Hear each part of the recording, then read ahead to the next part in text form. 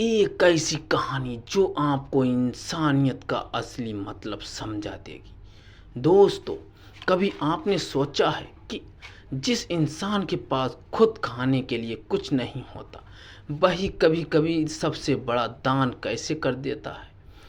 हम अक्सर सोचते हैं कि किसी की मदद करने के लिए हमारे पास बहुत पैसा होना चाहिए, लेकिन क्या सच में ऐसा है?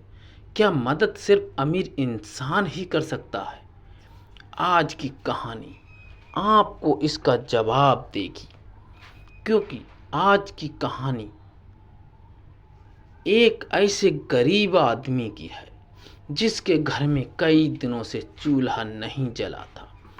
उसके पास खाने के लिए सिर्फ एक रोटी थी, लेकिन जब उसके सामने एक भूखा इंसान आया तो उसने जो किया उसे देखकर शायद आपकी आंखें भी नम हो जाएंगी।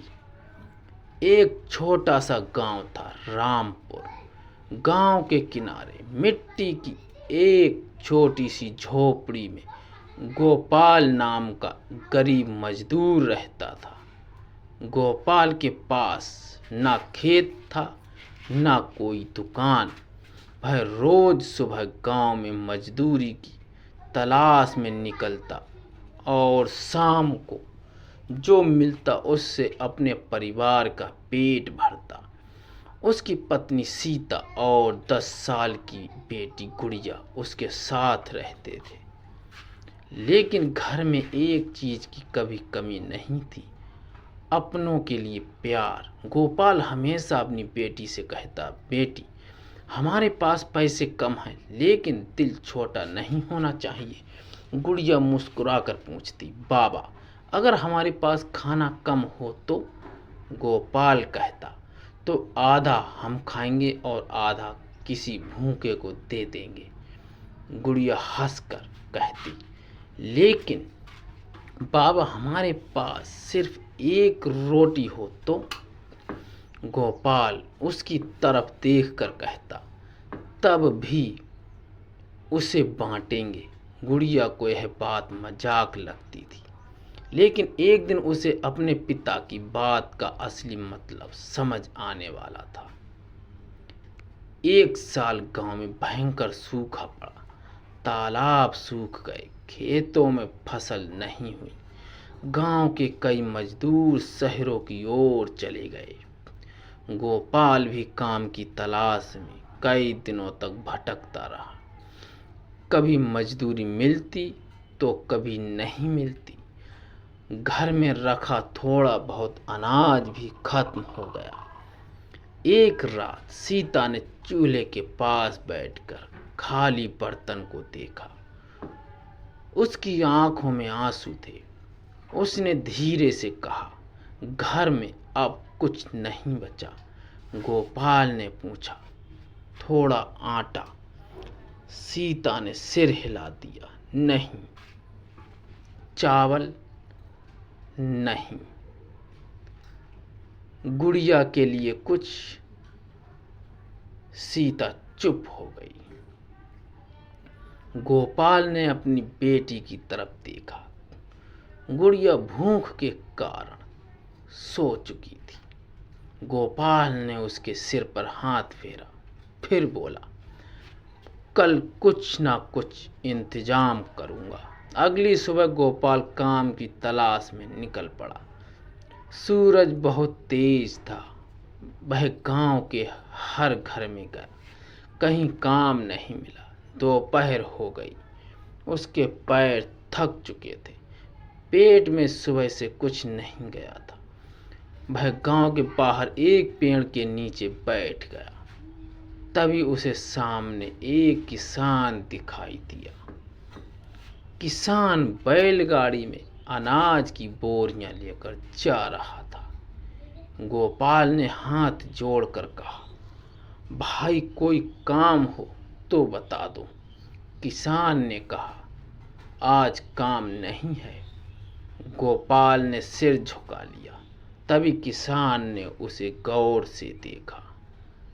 शायद उसे गोपाल की हालत पर दया आ गई। उसने अपनी गाड़ी से एक रोटी निकाली और गोपाल को दे दी। ले भाई, खा लेना। गोपाल ने रोटी हाथ में ले ली। उसकी आंखों में चमक आ गई। कई दिनों बाद उसे भरपेट भोजन की उम्मीद मिली थी। उसने रोटी को अपने कपड़े में लपेट लिया, लेकिन उसने उसे वहीं नहीं खाया। वह घर की तरफ चल पड़ा। रास्ते में उसे एक बूढ़ा आदमी दिखाई दिया। वह सड़क के किनारे बैठा था। उसके कपड़े मैले थे, चेहरा भूख से कमजोर था। वह आने जाने वाले लोगों को देख रहा था। गोपाल उसके पास से निकलने लगा, लेकिन तभी बूढ़े ने धीमी आवाज में कहा, बेटा। गोपाल रुक गया।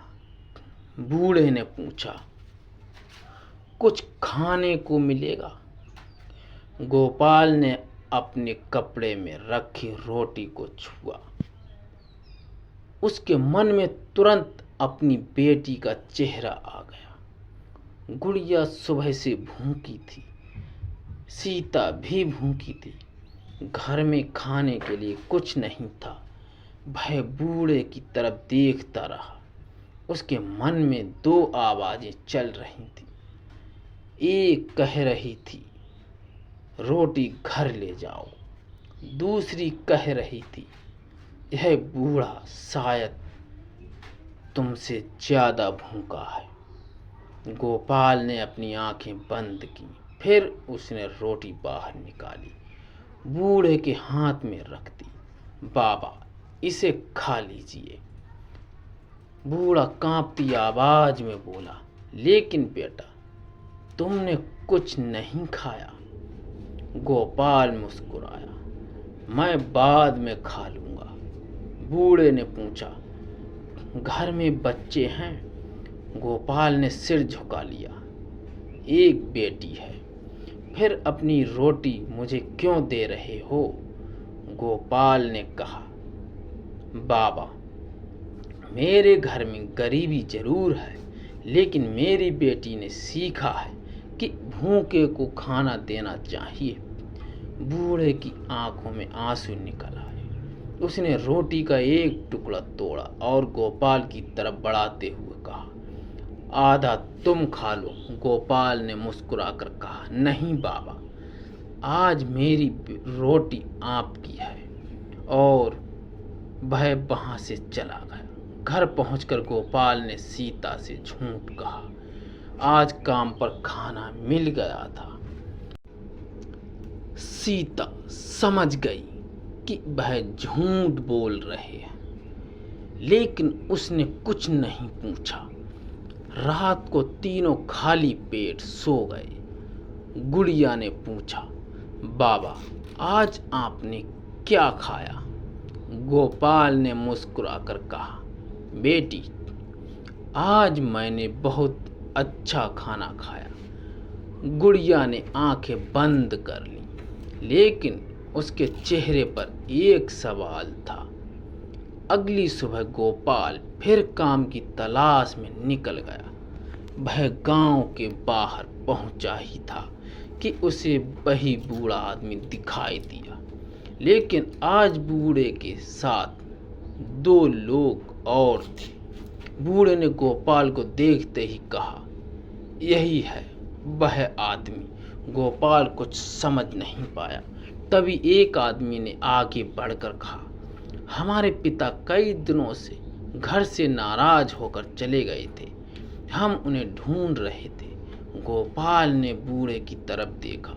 बूढ़ा मुस्कुरा रहा था। उसने कहा, कल इस आदमी ने मुझे अपनी आखिरी रोटी दी थी, जबकि उसके घर में भी खाने को कुछ नहीं था। बूढ़े के बेटे ने गोपाल के हाथ पकड़ लिए। भाई, आपने हमारे पिता की जान बचाई है। गोपाल ने कहा, मैंने तो बस एक रोटी दी थी। बूढ़े ने जवाब दिया, कभी कभी एक रोटी किसी की पूरी जिंदगी बचा देती है। बूढ़े के बेटे बहुत संपन्न थे। उन्होंने गोपाल से कहा, हम आपको पैसे देना चाहते हैं। गोपाल ने मना कर दिया, मैंने मदद पैसे के लिए नहीं की थी। उन्होंने कहा, तो फिर हमें आपको धन्यवाद करने का मौका दीजिए। उन्होंने गोपाल को अपने साथ काम दे दिया। उसे नियमित मजदूरी मिलने लगी। कुछ समय बाद गोपाल की हालत सुधरने लगी। उसने अपनी बेटी को अच्छे स्कूल में दाखिला दिलाया, लेकिन उसने अपनी पुरानी गरीबी कभी नहीं भुलाई। वह हर महीने गांव के गरीब लोगों के लिए भोजन रखवाता और अपनी बेटी से कहता, याद रखना गुड़िया, जिस दिन तुम्हारे पास बहुत होगा उस दिन किसी की मदद करना आसान होगा, लेकिन जिस दिन तुम्हारे पास कम हो और फिर भी तुम किसी के साथ बांट लो, उस दिन तुम्हारा दिल सच में बड़ा होगा। कई साल बाद गुड़िया बड़ी हो गई।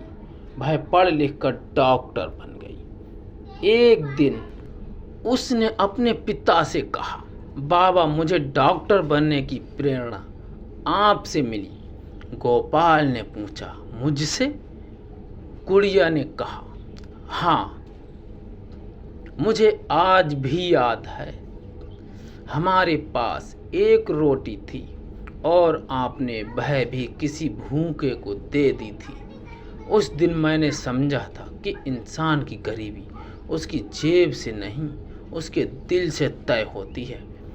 गोपाल की आंखों में आंसू आ गए। उसने बेटी को गले लगा लिया। दोस्तों, इस कहानी की सबसे बड़ी सीख क्या है?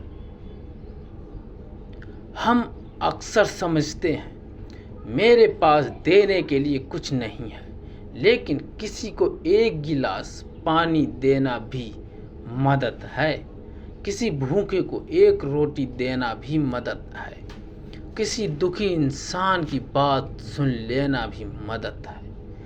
किसी निराश व्यक्ति को दो अच्छे शब्द कह देना भी मदद है। मदद करने के लिए करोड़ों रुपए की ज़रूरत नहीं होती, ज़रूरत होती है एक अच्छे दिल की। और याद रखिए, ईश्वर यह नहीं देखते कि आपने कितना दिया, वह देखते हैं कि आपने किस भावना से दिया। गोपाल के पास सिर्फ एक रोटी थी, लेकिन उसने उसे भी बांट दिया। और शायद यही कारण था कि समय आने पर जिंदगी ने भी उसका हाथ थाम लिया। इसलिए अगर आज आपके पास बहुत कम है, तब भी निराश मत होइए। अपने पास जो है उसमें से थोड़ा किसी ज़रूरतमंद के साथ बांटिए, क्योंकि हो सकता है आपके लिए वह छोटी सी मदद हो, लेकिन किसी दूसरे के लिए वही उसकी ज़िंदगी की सबसे बड़ी उम्मीद बन जाए। अगर कहानी ने आपके दिल को छुआ हो तो इसे उस व्यक्ति तक ज़रूर पहुंचाइए जिसे इंसानियत पर विश्वास करने की ज़रूरत है। और ऐसी ही दिल को छू लेने वाली ज्ञान और जीवन की कहानियों के लिए ज्ञान की कहानी को सब्सक्राइब ज़रूर करें, क्योंकि ज्ञान सिर्फ किताबों में नहीं होता। कभी कभी एक गरीब इंसान की छोटी सी रोटी भी ज़िंदगी का सबसे बड़ा ज्ञान दे जाती है।